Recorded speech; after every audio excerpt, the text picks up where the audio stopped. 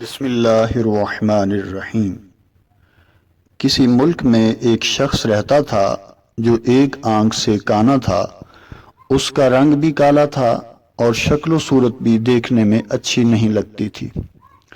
لوگ اس سے نفرت بھی کرتے تھے اور اسے منحوس بھی سمجھتے تھے، یہاں تک کہ بستی کے لوگوں کا یہ گمان تھا کہ جو شخص بھی صبح صبح اس بدصورت شخص کا چہرہ دیکھے گا وہ کسی نہ کسی مصیبت اور بلا میں مبتلا ہو جائے گا۔ کوئی شخص بھی اسے اپنے پاس بٹھانا گوارا نہ کرتا، لوگ اس سے شدید نفرت کا اظہار کرتے۔ اب چونکہ لوگوں کا اس کے بارے میں یہ ذہن بن چکا تھا کہ یہ شخص جس کے بھی پاس بیٹھتا ہے اس کی نحوست کی وجہ سے اس کو نقصان ہوتا ہے، تو لوگوں نے بادشاہ وقت کے دربار میں اس کی شکایت کی اور کہا کہ بادشاہ سلامت، اس شخص کو ملک سے نکال دیا جائے تاکہ لوگ اس کی نحوست کی وجہ سے مصیبتوں میں گرفتار نہ ہوں۔ بادشاہ بہت سمجھدار اور انصاف پسند تھا۔ اس نے لوگوں سے کہا کہ میں جب تک خود آزما نہیں لیتا کہ یہ شخص واقعی منحوس ہے، اس وقت تک میں اس کے بارے میں کوئی فیصلہ نہیں دے سکتا۔ چنانچہ بادشاہ کے حکم پر اس شخص کو بادشاہ کے شاہی دربار میں بطور مہمان رکھا گیا اور شاہی مہمان خانے میں اس کے رات گزارنے کا انتظام کیا گیا۔ بادشاہ نے کہا کہ کل صبح اٹھ کے سب سے پہلے میں اس شخص کا چہرہ دیکھوں گا، اور اگر مجھے کوئی مصیبت یا آفت پہنچی تو پھر میں سمجھ جاؤں گا کہ واقعی یہ شخص نحوست والا ہے، اور پھر اس کے بارے میں فیصلہ کیا جائے گا کہ آیا اس شخص کو ملک بدر کر دیا جائے یا اس کے لیے کوئی اور سزا تجویز کی جائے۔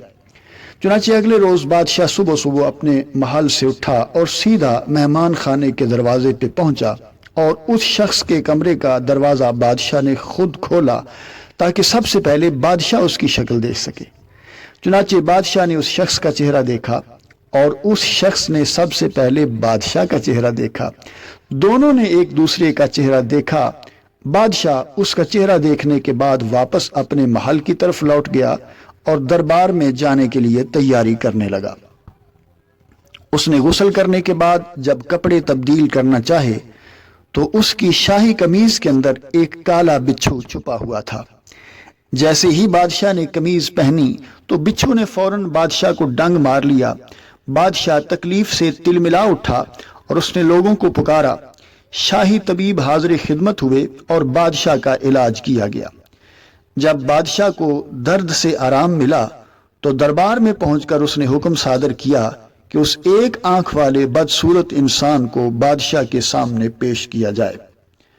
جب وہ شخص بادشاہ کے دربار میں پیش کیا گیا تو بادشاہ نے پورے مجمع کے سامنے یہ کہا کہ میں نے آزما لیا ہے کہ یہ شخص واقعی منحوس ہے، اور اس کی وجہ سے مجھ پہ بھی مصیبت آ پڑی ہے۔ میں نے صبح صبح اس کا چہرہ دیکھا تو اس کی وجہ سے مجھے آج بچھو نے ڈنگ مار لیا، لہٰذا لوگوں کو اس کی نحوست کے شر سے بچانے کے لیے ہم نے یہ فیصلہ کیا ہے کہ اس شخص کو ملک بدر کر دیا جائے۔ یہ فیصلہ سننے کے بعد اس شخص کی آنکھوں میں آنسو آ گئے اور اس نے بادشاہ کے دربار میں فریاد کی، عرض کرنے لگا، بادشاہ سلامت، آپ کا فیصلہ سار آنکھوں پر، لیکن مجھے بھی اپنی صفائی میں کچھ کہنے کا موقع دیا جائے۔ چنانچہ بادشاہ نے اس کی بات منظور کر لی اور حکم دیا کہ اپنی صفائی میں جو کچھ بیان کرنا چاہتا ہے بیان کرے۔ اس شخص نے عرض کی، عالی جا، میرا آپ سے یہ سوال ہے کہ آپ کا یہ دعویٰ ہے کہ آج آپ نے صبح صبح میری شکل دیکھی جس کی وجہ سے آپ پر یہ مصیبت آ پڑی کہ آپ کو بچھو نے ڈنگ مار لیا، لیکن بادشاہ سلامت، آج صبح صبح میں نے بھی سب سے پہلے آپ کا چہرہ دیکھا تھا جس کی وجہ سے مجھ پر یہ مصیبت آئی کہ آج مجھے ملک سے نکال دیا جائے گا، مجھے میرے عزیزوں رشتہ داروں سے اور میرے گھر بار سے دور کر دیا جائے گا، اور غریب الوطنی کی ذلت مجھے اٹھانی پڑے گی۔ بادشاہ سلامت، بتائیے، میرا چہرہ دیکھنے کی وجہ سے آپ کو بچھو نے ڈنگ مارا، یہ بڑی مصیبت ہے، یا آپ کا چہرہ دیکھنے کی وجہ سے مجھے آج وطن سے نکال دیا جائے گا، یہ بڑی مصیبت ہے؟ بادشاہ سلامت، یہ بتائیے کہ نحوست میرے چہرے میں زیادہ ہے یا آپ کے چہرے میں زیادہ ہے؟ یہ بات سن کر بادشاہ سوچ میں پڑ گیا، اس کی آنکھیں کھل گئیں اور وہ حقیقت کو جان گیا کہ یہ محض لوگوں کا وہم ہے کہ جس طرح لوگوں کا وہم ہوتا ہے ویسا ہی ان کے ساتھ معاملہ کر دیا جاتا ہے۔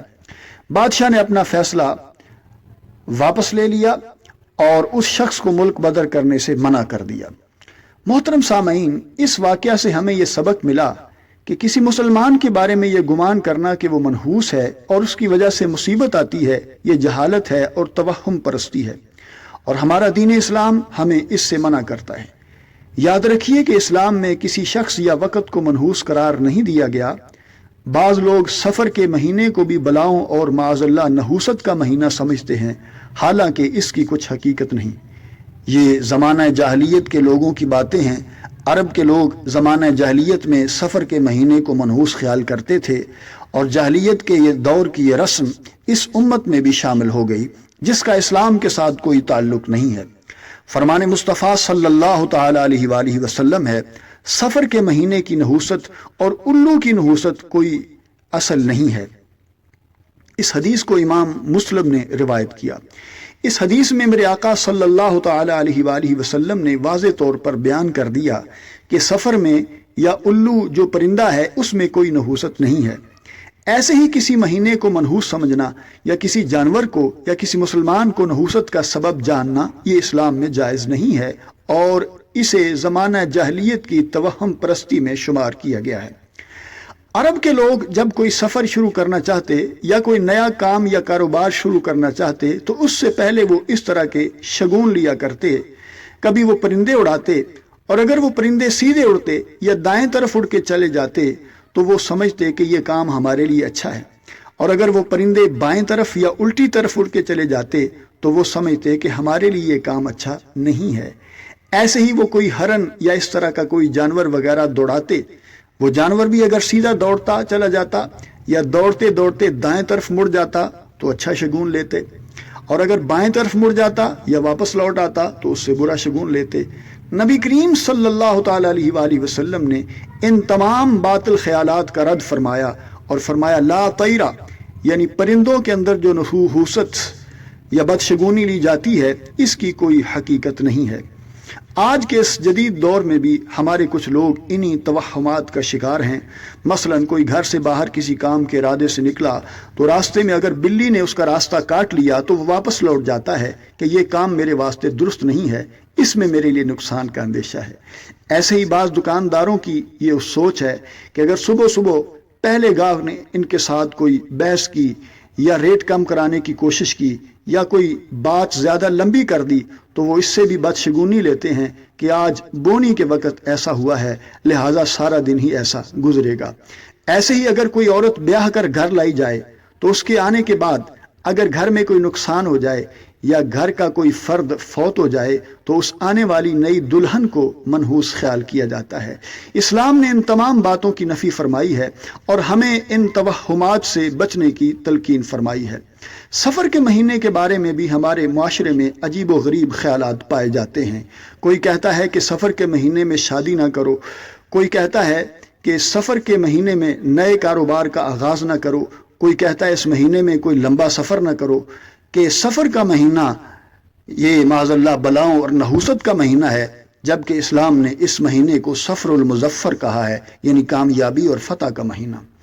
عرب کے لوگ سفر کو نحوست والا اس لیے کہتے تھے کہ سفر سے پہلے 3 مہینے حرمت والے ہیں، ذوالقعدۃ الحرام، ذوالحجۃ الحرام اور محرم الحرام۔ ان 3 مہینوں میں عرب کے لوگ جنگ و جدال نہیں کرتے تھے، ان کی حرمت کی وجہ سے جنگ سے رک جاتے تھے، لیکن جب یہ 3 ماہ گزر جاتے تو سفر کا مہینہ شروع ہوتے ہی وہ لوگ دوبارہ سے جنگ و جدال میں مصروف ہو جاتے اور خوب خون ریزی ہوتی، جس کی وجہ سے گھر گھر میں صف ماتم بچھ جاتی، اور اس وجہ سے وہ اس مہینے کو نحوست والا خیال کرتے، حالانکہ نحوست ان کے اپنے برے اعمال کی تھی کہ وہ ان مہینوں میں اپنی دشمنیاں ختم کرنے کی بجائے اور جنگ و جدال سے بچنے کی بجائے وہ سفر میں اپنے گھروں کو خود اجاڑتے اور سارا الزام سفر کے مہینے پہ لگا دیتے۔ اس موضوع پہ اور بھی بہت سا کلام کیا جا سکتا ہے، لیکن حاصل کلام یہی ہے کہ اسلام کے اندر کسی مہینے کو یا کسی مسلمان شخص کو یا کسی وقت کو نحوست والا خیال کرنا یہ درست نہیں ہے۔ اصل نحوست تو انسان کے اپنے گناہوں کی نحوست ہے، کیونکہ اللہ تعالیٰ فرماتا ہے تمہیں جو بھی مصیبت پہنچتی ہے وہ تمہارے اپنے ہی ہاتھوں کی کمائی ہے، اور بہت ساری تمہاری خطائیں تو اللہ معاف فرما دیتا ہے۔ لہٰذا اصل نحوست گناہوں کی نحوست ہے، اس سے بچنا چاہیے۔ اللہ تعالیٰ ہمیں گناہوں اور اس کی نحوست سے بچنے کی توفیق عطا فرمائے، اور اپنے مسلمان بھائیوں کے بارے میں اچھا گمان رکھنے کی توفیق عطا فرمائے۔ آمین بجاہ النبی الکریم صلی اللہ تعالی علیہ وآلہ وسلم۔